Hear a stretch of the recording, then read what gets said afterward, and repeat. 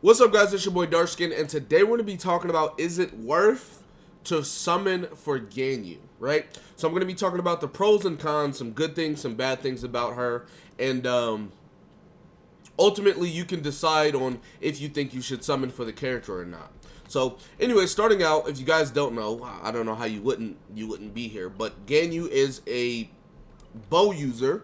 She's a cryo bow user, right? And most of her damage is going to come from charged shots.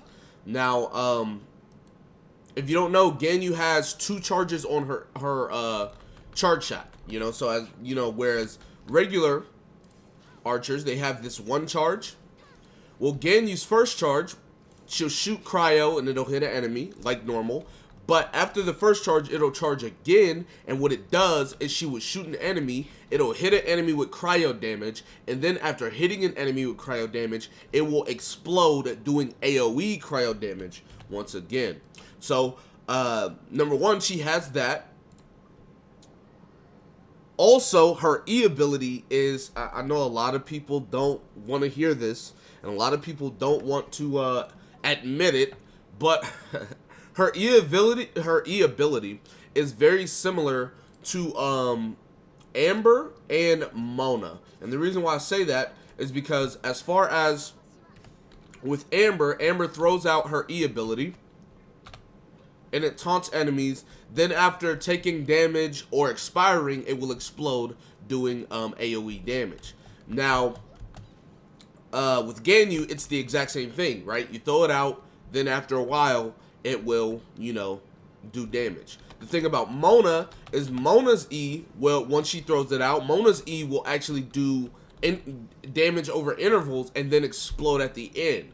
But the same thing with Mona and Ganyu is that if you hold Mona's E, she does a backdash.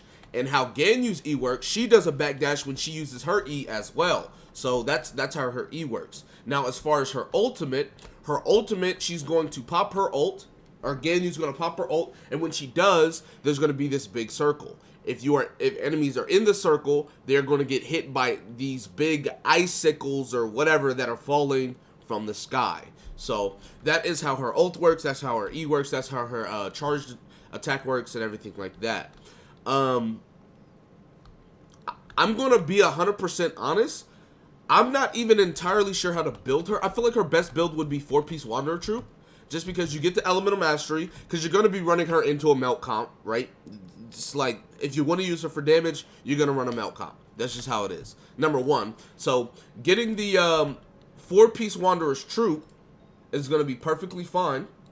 And then, you also get the increased damage on charge shots, which, keep in mind, you know, she's a bow user, so she's going to be using charge shots, and that's where most of her damage comes from. And then, on top of all of that, right, whenever you headshot enemies or weak point hit enemies, it's an automatic crit.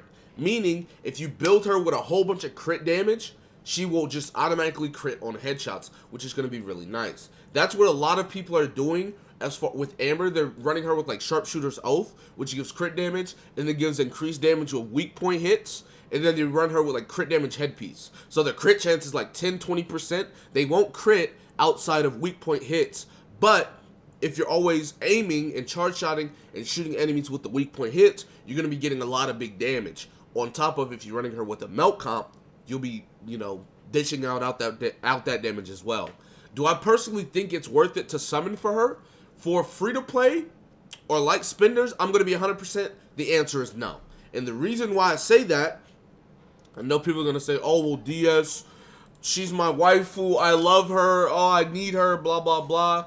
I mean, listen, I'm not your parent. If you want to summon for the character, be my guest, right? If you want to summon for the character, go ahead.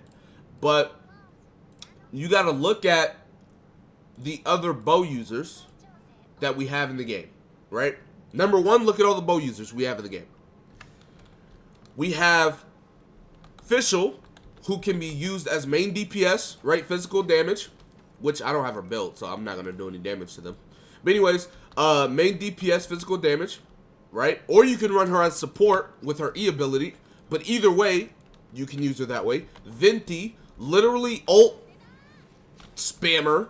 His E ability, my Venti's E hits for like 20,000, right? So Venti, who can combo with all these elements, and then you have Amber, who, let's be honest, kind of does what Ganyu does. Now, obviously, Ganyu's going to be better, but like if you really want to run a unit that, you know, uses their charge shots for damage, I mean, you may as well build Amber, because Amber's a fire unit, so she can be ran in a vaporized comp and a melt comp. So I'm just saying, if you go and you look at all the ice units in the game, right? So now we looked at all the bow users. Let's look at all the ice units. We have Chi-Chi, who's a support. We have Diona, which is a support. We have Chongyang, which can be ran support or DPS. We have Kaya, which can be ran like utility or DPS. Now, the thing about these units are that they fill the necessary roles for ice, right? Kaya's E ability is on a super short cooldown, so he can apply cryo to enemies whenever you want to use melt or whatever. Chongyang, he literally can give people ice. On top of, you can run him with an ult spam type of build, and he does a lot of big damage, which is really good. Diona gives shields, her ultimate heals. Chi-Chi is a burst healer, insane amount of healing. She can mark enemies so that multiple people can heal off themselves. It's like all the ice units kind of fit the description, and I know some people are going to say, oh, well, I don't have all the ice units. Well, Kaya's free, Chongyang's a 4-star, Diona's a 4-star, and Chongyang's been in the game since day one. So it's like, you kind of have everything filled. And the same things with bow users. Fischl is free, Amber is free. So it's like, I just feel like there's not really a need to summon for her. That's not to say you shouldn't summon for her. If you want to, you can. But I'm going to tell you right now, I don't think it's worth it. I think she's a skip, 100%. Especially with Hu Tao coming out, Zhao coming out, Zhongli might be getting a rerun banner. Who knows? They could be releasing the Electro Archon. They could, anybody, right? Like I said, the next 2 units are probably going to be Zhao and then Hu Tao. I'm telling you right now, if I got to choose between Zhao, Hu Tao versus Ganyu, she got to go. So yeah, I don't think that you should summon for her unless you want to. Like if you love Ganyu and you want to use her and you like her playstyle and oh my god, then sure, do it. That's up to you. But as far as my opinion, I don't think she's needed for free-to-play or light spenders, especially if you're a whale, you can summon for what you want. But yeah, that's my 2 cents. That's my information on it. Anyway, that's going to be it for this video. Be sure to give it a like, subscribe to the channel if you're new. Comment down below. Tell me what you guys said in the comment section below. With that being said, I'll see you guys next time. Peace.